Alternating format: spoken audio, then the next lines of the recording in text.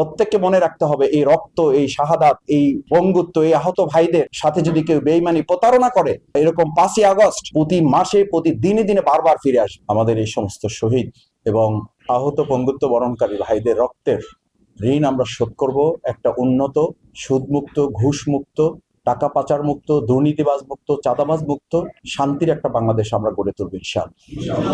এবং এটার মাধ্যমেই আমাদের এই শহীদ সহ আহত বঙ্গুত্ব বরণকারী ভাইয়েরা যে জন্য লড়াই করেছেন, আমরা এই লড়াইয়ের মূল্য, এর সম্মান আমাদের পক্ষ থেকে আমরা রক্ষা করার জন্য, বিশেষ করে আমরা বাউফলবাসী, এখানে আমাদের বাউফলের কৃতি সন্তান তারা, আমাদের বাউফলের সম্পদ তারা, আমাদের পক্ষ থেকে এই সম্পদ সংরক্ষণে যা করা দরকার, ব্যক্তিগতভাবে আমি আপনাদের একজন ভাই, আপনাদের একজন সন্তান হিসেবে আমি যত দুর্বলই হই না কেন, আমার ডানে, সামনে, বামে, পেছনে যারা আছে, আমার পুরো বাউফলকে সাথে নিয়ে এই পরিবারকে যথাযোগ্য মর্যাদা এবং সম্মান, তারা যতদিন বেঁচে থাকবে, তাদের পরিবারের সদস্য যতদিন বেঁচে থাকবে, তাদেরকে আমরা সম্মান এবং মর্যাদার সাথে আমরা রাখবো ইনশাআল্লাহ।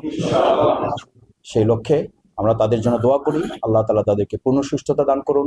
যারা কষ্টে আছেন, আল্লাহ তাদের কষ্ট আসান করে দিন। তাদের পরিবার যারা আছেন, তাদেরকে আল্লাহ তাআলা ধৈর্য ধরার তৌফিক দিন। এবং বিশেষভাবে একটা অনুরোধ করে আমার কথা শেষ করতে চাই, যে বাংলাদেশকে নিয়ে এখনো যারা নতুন করে ষড়যন্ত্রের স্বপ্ন দেখেন এবং এই অর্জিত নতুন স্বাধীনতাকে বিঘ্নিত করার জন্য, প্রশ্নবিদ্ধ করার জন্য যারা অপতৎপরতা চালান, ব্যক্তি স্বার্থে এটাকে কাজে লাগান, দখলদারিত্বে এখনো কেউ কেউ নিমজ্জিত থাকার চেষ্টা করেন, কেউ কেউ এখনো চাঁদাবাজি করার, কেউ কেউ এখনো দখলবাজি করার, কেউ কেউ এখন অন্যায়ভাবে কাউকে আঘাত করার, আমরা বারবার বলেছি যে যারা অন্যায় করেছে তাদের শাস্তি অবশ্যই আইনগতভাবে এই অন্তর্বর্তীকালীন তত্ত্বাবধায়ক সরকার ব্যবস্থা করবে এবং প্রত্যেকের শাস্তি বাংলাদেশে নিশ্চিত করা হবে ইনশাআল্লাহ। কিন্তু কোনোভাবেই ব্যক্তিগতভাবে যদি আমরাও আজকে আইন হাতে তুলে নিই, তাহলে আগের সেই ফ্যাসিস্ট সরকারের সাথে তো আমাদের আর কোনো পার্থক্য থাকলো না।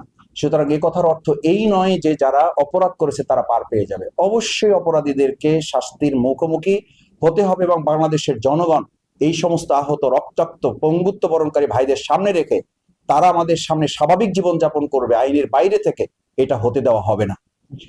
সেই জন্য আপনাদের কাছে আমরা অঙ্গীকার করছি, আমরা এই সরকারকে চেষ্টা করব আমাদের জায়গা থেকে। আমাদের প্রিয় বাউফলে আপনারা শুনেছেন, দীর্ঘদিন যিনি রাজত্ব করেছেন, বাউফলবাসীর মালিকানা যিনি ছিনিয়ে নিয়ে একক ব্যক্তি এবং পরিবারের কাছে মালিকানায় রূপান্তরিত করেছিলেন, সেই অনির্বাচিত সংসদ সদস্য, যে কোনো মানুষের বাউফলের ভোটারদের কোনো মূল্য দেন নাই, ভোটারদের কোনো মর্যাদা দেন নাই, ইতিমধ্যেই সে আইনের আওতায় এসেছে।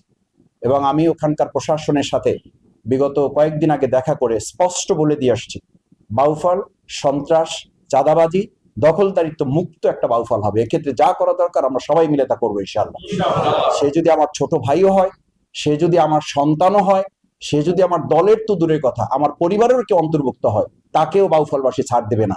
এবং এরকম কেউ করলে বাউফলবাসী, আমি বলেছি যে 5ই আগস্ট শুধু 2024 সালে একবার আসে নাই। আপনারা মনে আছে, জুলাই মাস কিন্তু আমরা শেষ করি নাই।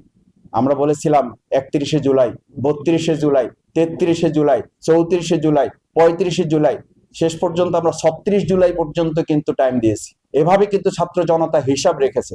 সুতরাং প্রত্যেককে মনে রাখতে হবে, এই রক্ত, এই শাহাদাত, এই বঙ্গুত্ব, এই আহত ভাইদের সাথে যদি কেউ বেইমানি প্রতারণা করে, এরকম 5ই আগস্ট প্রতি মাসে প্রতি দিনে দিনে বারবার ফিরে আসবে এবং তাদেরকে মোকাবেলা করা হবে, প্রতিরোধ করা হবে। সেই প্রত্যাশা ব্যক্ত করে আমি এখানে যে ভাইরা আছেন, আমি তাদের